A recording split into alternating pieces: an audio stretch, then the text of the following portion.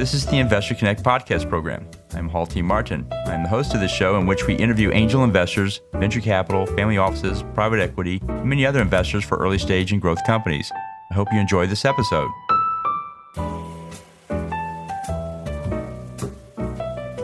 Investor Connect is a 501c3 nonprofit dedicated to the education of investors and startups for fundraising.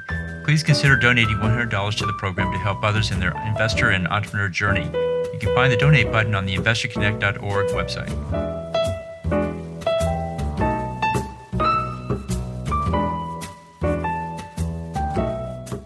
Well, hello, this is Hall Martin with Investor Connect. Today we're here with Robert Toker, Chairman and CEO at Lantha Sensors. Founded in 2019 by a team of world-class business people, scientists, and technologists, Lantha Sensors offers an alternative to high-cost, slow-trace chemical analysis such as NMR and Carl Fisher titrations. Robert, thank you for joining us. Yeah, thank you, Hall. I appreciate making time for us. Great. So tell us about your background before investing in early-stage companies. Yeah, so I've had the proverbial nonlinear background. So I've been involved in software companies, materials companies, medical device companies on both sides of the table. So both as an entrepreneur and as an investor. Since moving to Texas, which is about 16 years ago now, been very much focused on energy, as you would expect, clean energy, everything from biogas projects to solar projects, and most recently chemical projects. So I spent the last 7-8 years doing large tolling projects in the chemical business. So we did a project in Baytown, Texas called Raven, and that's the dimerization of ethylene to butene 1 on a tolling basis. And very difficult to do those projects. So it's a non-recourse project finance type project and very common in pipelines and power plants, not very common in chemicals. So eclectic entrepreneurial and investor background. That's I guess that's me. Great. So what excites you right now? So I became alerted to this technology that had been quietly incubated at UT. For the better part of 10 years, it had been in the university. I learned about it in summer 2019, and I became aware of its potential pretty quickly. I think I met my technical co-founder, Simon Humphrey, in May, and I think by early June understood that the bones of a venture fundable company are there. And we should marshal resources to make sure that this sees the light of day, that this gets to market. I can kind of amplify that. I can tell you quite a bit more about that, whatever you'd like to know. Well, that sounds good. Let's talk about your advice. You see a lot of startups and investors out there. What's your advice for people investing in startups in your sector? What do you tell them to do before they write that check? The first piece of advice, and you and I have crossed paths around the Rice Business Plan competition and other venues. My number one piece of advice for entrepreneurs is be careful whose advice you take, because everyone thinks that they know some special insight, either into the way the business world works or into the way the technology world works, and everyone trusts their own background. So my advice is, it's easier when you're a little bit older and you have a bit more experience, is keep your own counsel. Like, people come in pretty forcefully, especially folks that have had success. They come in fairly forcefully and tell you kind of, well, this is what you need to do. And my caution would be, so entrepreneurs, be careful on that. With investors, there's a reason why venture investing is fairly formulaic. You're looking for large addressable markets. You're looking for capable teams with appropriate domain expertise. You're looking for highly differentiated technology. You're looking for protected technology. You're looking for technology that could be extended into adjacent markets. You're looking for strong margin opportunity. If you're succeeding, can you make money on every transaction? All these things boil up to what makes a worthwhile and interesting opportunity. In essence, I boil it down for the investor into kind of 3 simple questions, and it sounds super simple to ask, not easy to answer in practice. Is it real? So is the technology and the approach real? Determining that is very difficult, especially in an early stage. Can you win? Can you displace competitors? Can you go into the market and win? And is it worth it? At the end of the day, are you spending $1 million to make $100,000? At the end of the day, Is it worth it for the founders, for the early investors, and obviously follow-on investors? So yeah, that would be my advice. Great. Well, let's talk about the state of startup investing. How do you see the industry evolving from here? I think we're at a bit of an inflection point, I think, in startups. I mean, it's hard to kind of bundle all startups into one basket. I mean, obviously, there are parts of the world that are completely overheated. We're living in kind of the time of kind of crazy valuations and kind of the unicorns. And I call a lot of those companies the proverbial dog walking apps. It seems like there's an incredible number of kind of Me Too investments out there. And investors are herd animals just like everyone else. It's very easy to be first to be second. And I think that what I'm interested in are harder things. So it's called hard tech, deep tech, tough tech, technologies that are really kind of at the knowledge frontier. And the interesting thing for me right now is around clean tech and ESG type investing. And this is where I think Texas is very well set up. Texas and anywhere else has no monopoly on smart, motivated people. Those people reside in Shanghai and Tokyo and London, as well as Austin. But Texas is as well set up to do really deep tech energy stuff as any place in the world. Great. So what do you think is the biggest change we'll see in, say, the next 12 to 24 months in the startup world? One thing I definitely know is the crystal balls have always been broken. So I hesitate to get the crystal ball out. I've been wrong about a lot of things recently. I thought that Bitcoin was not going to take off the way it did. I thought that Tesla was overvalued a year ago. So consider the source here. So I think valuations will come down to earth in some sectors. I think that that's a safe statement. I'm old enough to have lived through the late 90s and kind of the first internet wave and some of the valuation kind of hysteria there. I'm hoping it doesn't kind of have a big knock-on effect outside of certain sectors. I think clean tech is a durable opportunity. You look at the amount of money that's lined up, serious institutional money, including venture money, lining up in clean tech.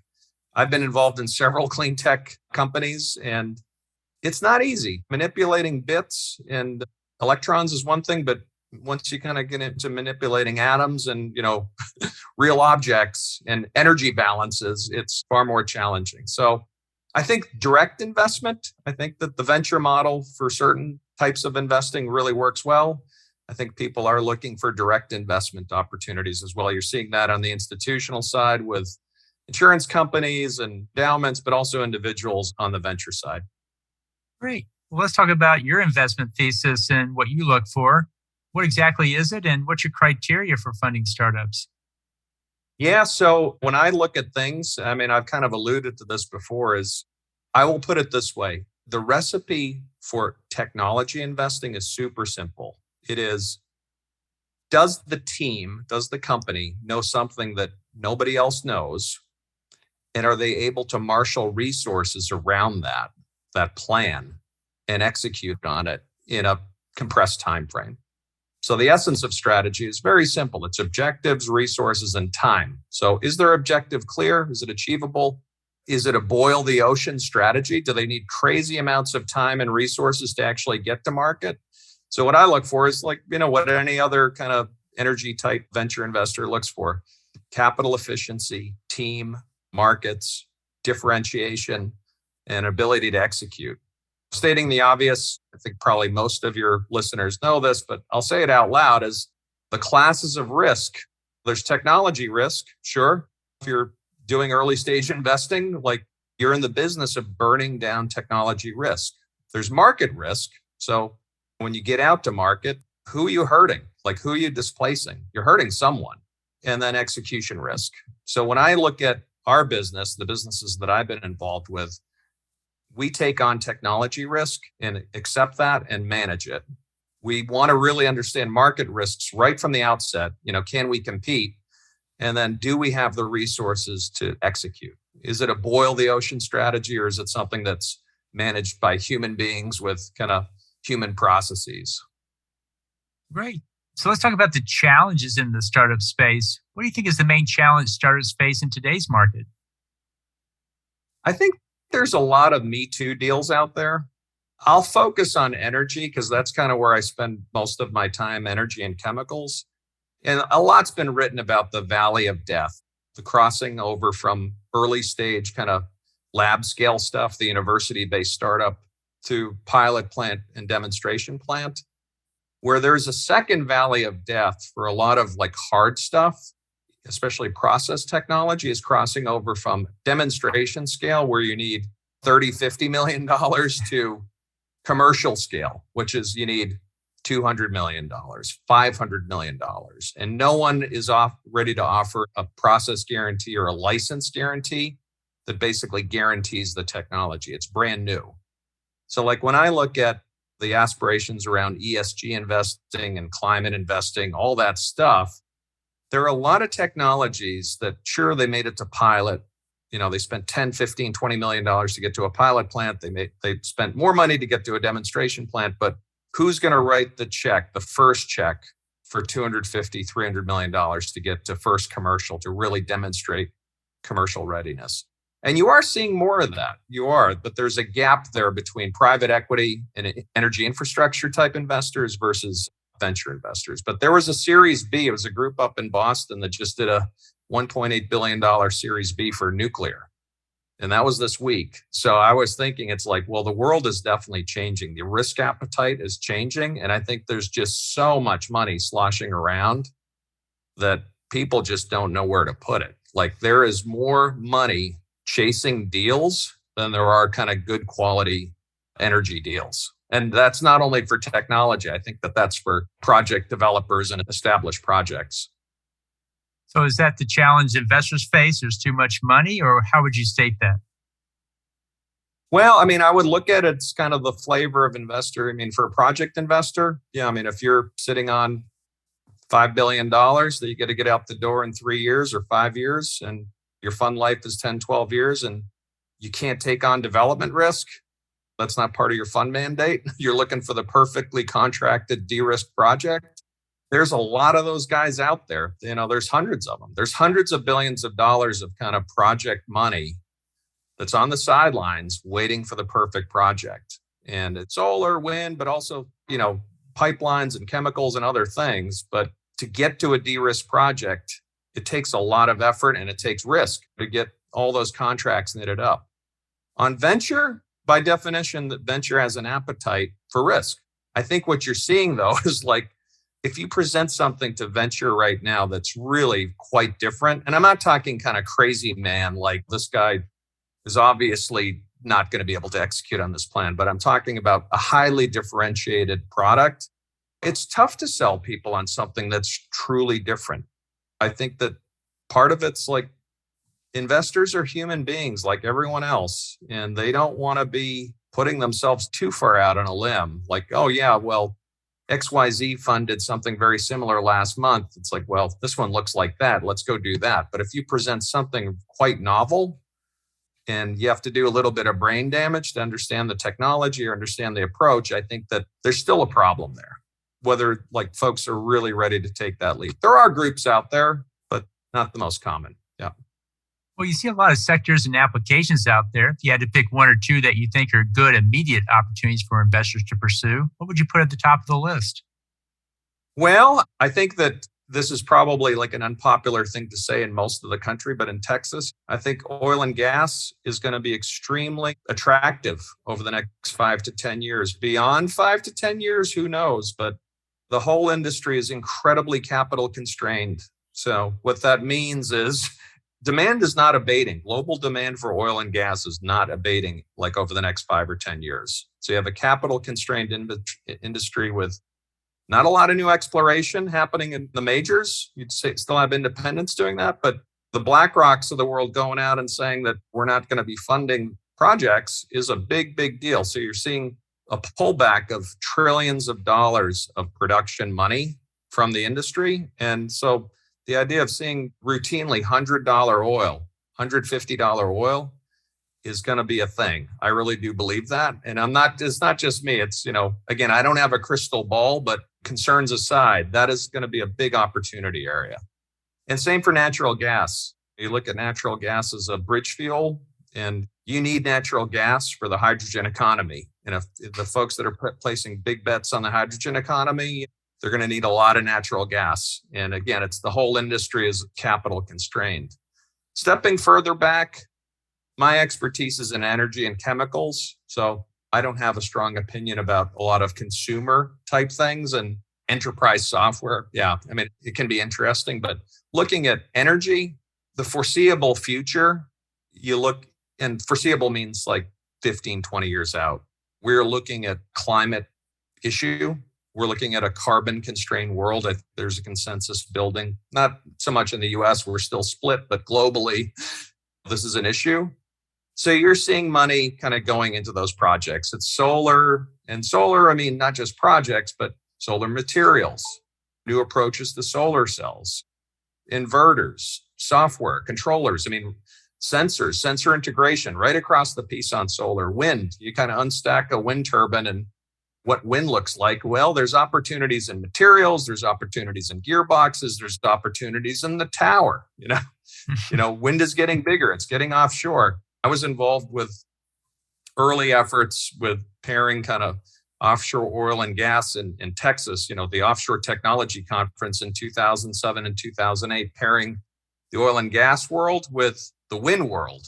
How do you why not put these wind turbines out on production platforms? That's something that could be done in Texas. That's something that could be done in Houston in particular. And now it's being done. So I think wind has a future and offshore wind has a future. It's expensive though. It's getting cheaper and it is expensive. And I think it's safe to say that folks that are used to paying retail price in Texas 7 or 8 cents a kilowatt hour for electricity, they're probably not going to be paying that with offshore wind. Like in places like Europe, where they're land constrained and they don't have a lot of options for clean energy production, offshore wind can make a lot of sense. But those folks pay 20, 25, 30 cents a kilowatt hour for electricity. So there is this inflationary pressure on some of these clean tech investments. So you go down the list, biogas, biomass, biofuels, sustainable aviation fuels, renewable diesel. There's opportunities in all these areas. And in certain locations, they make all the sense in the world. In other locations, they make no sense at all. So my focus would be ESG investing, emphasis on environment. There's, in climate, that's where I would spend a lot of my time. There's nothing new there, but I was involved in kind of investment funds back in 2008, 2009 that didn't pan out. Like that wave of kind of clean energy investing kind of petered out. A lot of people lost money on that wave because things changed. Fracking showed up, and horizontal drilling in a big way. And the political climate in the US just didn't support kind of that green wave. This time around, it's only been 10 years, but this time around feels like it's a more durable wave. And it feels like the pullback from oil and gas and coal, obviously, that capital pullback is real and creates opportunities on the green side. And as I mentioned at the outset of that statement, it creates opportunities for oil and gas as well. So great. Well, in the last few minutes that we have here, what else should we cover that we haven't? When I look at the investment environment out there, I think about the entrepreneur because I am one. How best to kind of find and unleash kind of human energy. And, I'm older. I'm 51 years old now. So I've been around the block a couple times, but there are folks, younger folks, the proverbial 25-year-old who can go work for Google or Goldman Sachs, or they can kind of throw their hand in on starting something new and perhaps a bit more interesting and perhaps a bit more valuable to society. I think the question I have is, how can individuals and institutions kind of help those folks take a harder decision? Like, how do you kind of not, an easy decision is, you go work for Goldman Sachs or you go work for Google. Like a harder decision is, okay, I'm going to go do something hard, risky, there's no guarantees. I think of you may have heard of Ernest Shackleton. He's a British Arctic explorer, and his boat, the Endurance, got stranded on the ice for 3 years. And when it put out his recruiting flyer for his crew, he said, there's no guarantee of return. He's very upfront about the risks that his crew would be encountering. The amazing thing about Shackleton, though, is they all survived, which is just miraculous. I don't know if I wouldn't characterize his expedition as a success. It probably did take years off his life, but they all survived, and they didn't take kind of the easy life. They took kind of a more challenging choice. Great. Well, so how best for listeners to get back in touch with you? Well, I spend all of my time on my startup, Lantha Sensors, and we're here in Austin, and I'm interested in connecting with folks. I'll give you my email address. It's rob@lanthasensors.com. That's LANTHSENSORS.com. And if you want to call me too, I'm happy to get a call. If you want to talk about technology investing and chemical sensors in particular, always happy to field those calls. 832-257-7775. Great. We'll include those in the show notes. I want to thank you for joining us today. Hope to have you back for a follow-up soon. Great. Thanks all. I appreciate it. Investor Connect helps investors interested in startup funding. In this podcast series, experienced investors share their experience and advice. You can learn more at investorconnect.org. Paul T. Martin is the director of Investor Connect, which is a 501c3 nonprofit dedicated to the education of investors for early-stage funding. All opinions expressed by Hall and podcast guests are solely their own opinions and do not reflect the opinion of Investor Connect. This podcast is for informational purposes only and should not be relied upon as a basis for investment decisions.